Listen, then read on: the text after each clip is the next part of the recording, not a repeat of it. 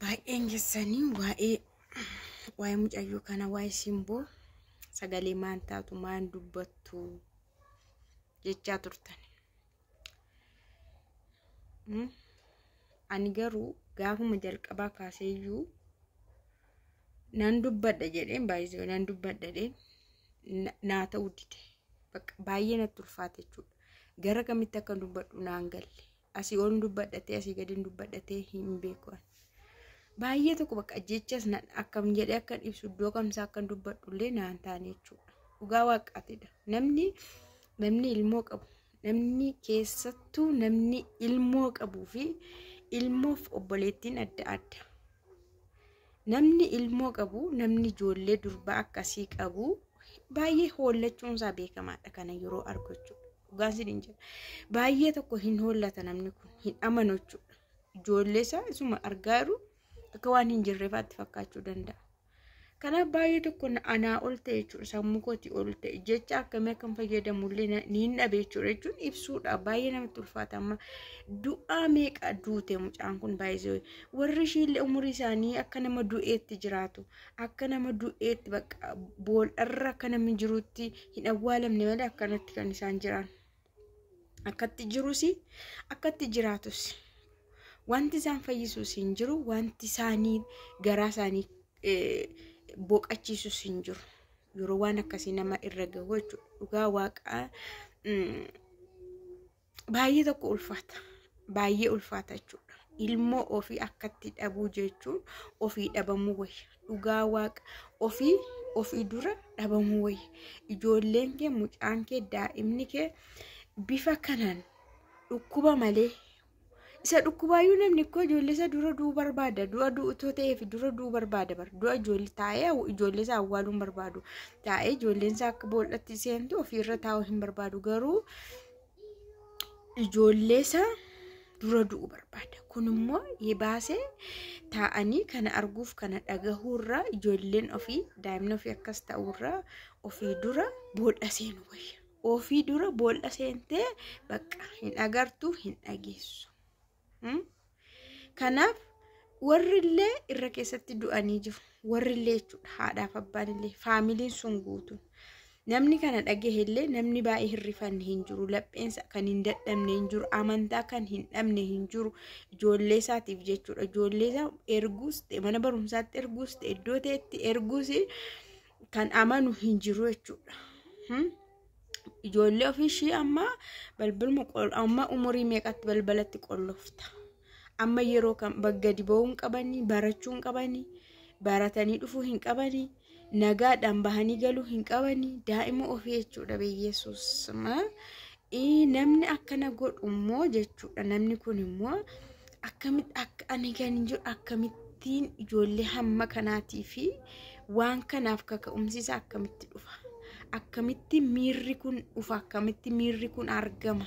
Ijoollee akkasii ko dhungattee karameellaa fa bittee buskutii fa koshoroo fa waan ta'e kan kennituufidha yuuti. Ijoollee namaa namni lafumaa kee dhungate hin kennaaf an kanan beeka. Malee miira akkamitti itti namaa ka'abe Yesuus. Bara abaaramaa barri abaarame keessa namni abaaramedha. Bara abaarame keessa nama abaaramedha jechuudha. Kana kan raawwatu namni ijaan ilaalu namni baay'ee namni akkana godhu lafa keessaas hin baane barroo namumarraa dhalatee haadharraa dhalatee haadha qaba. Obbolaa hin dhabu maybe. Namni akkanaa kun akkamitti kana raawwatee hin jiraatamoo hin du'aa. Sanuu du'a sadiidha. Gudeedamteellee yookaan naafattee yookaan waan ta'e taateellee yaalamteellee namummaatti yookaan qaama miidhamtuullee taatee maa haftii lubbuun kan keessaa baasamee lubbuun immoo keessaa baasamee iddoodhuma sanaallee lafa warraallee akka hin fuudhamneef immoo ol baasanii fannisanii Yesuus. Ani hin beeku garuu baay'ee tokko ulfaata. Maal akka jedhamu iyyuu ani hin beeku. Bakka itti akkas godhamee fi bakka iddootti geessamee garaagaradha. kopheen ishii ni tokko iddoo tokko jira ni tokko iddoo tokko jira. Just like kun garaagarummaa hin qabu kan heevan sana faana tokkuma taateensa biifuma tokko jechuudha wanti irratti raawwatame. Kanaaf amma gara fuulduraatti maaltu ta'a amma ta'e miti ishee amma maaltu ta'a taa'ee kan ishee sanaayyuu akkamitti jedhee Itoophiyaatu sabaaf sablammii 80 oltu jedhee kanallee namnu sagalee hin taane badaa sagalee hin ta'amaan jiru because namni abdii kutata. Maaliif beektu namni abdii kutata kaleessa boonyee kaleessa of cirree kaleessa gadda teenyee laayifii irratti gadda teenyee laayifii irratti of wayyaa gurraacha uffannee maal arganne deebiin arganne murtee sirriyyuu hin arganne. Kanaafuu amma maal goona jee namni dafee abdii kutata baay'ee namni dafee abdii kutata. Namni dafee abdii kutata. Kanaaf namni baay'een illee akkas deebiinsa ammayyuu yoo ufee haasa'e illee namni deebiinsa akkas jedha jechuudha. Akkas jedha amma bakka maal godhama jedhee dubbata. Kanaafuu baay'ee tokko sodaachisaadha. Ani hin beeku garuu dhugaa waaqa seerri sirriitti waan kana seerri jechuudha. Isa dhumaa fi isa dhumaa godhee isa dhumaaf isa dhumaa godhee mirga daa'immanii fi mirga dubartootaa kabajuu qaba. Seerri jechuudha. Mirga daa'imman akka kanaa fi mirga dubartootaa walumatti qabaa jechuudha. Seerri isaa jira. Bakka sana namoonni jiru namni mirga isaanii falman jiru.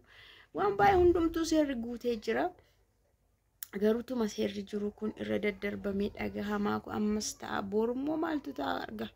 Boorii maaltu ta'a maaltu dhagahama maaltu dhufaadha.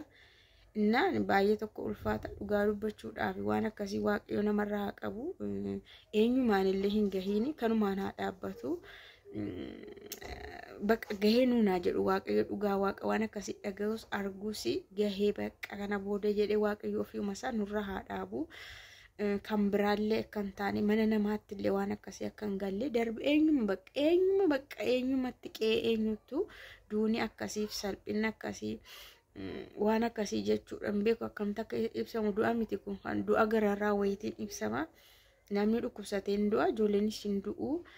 Dhukkubsatanii guyyaa isaanii taanaan fedha waaqayyoo taanaan humaa gochuun hin danda'u. Waaqayyootu namaa kenna yoo fedha isaa ta'e isatu fudhata. Isa kana garuu waaqayyootu akkas godhee hin jedhamu. Kanaaf baay'ee ulfaata. Ani kanaaf hin callise. Gara qabdee dubbattuun qabdu.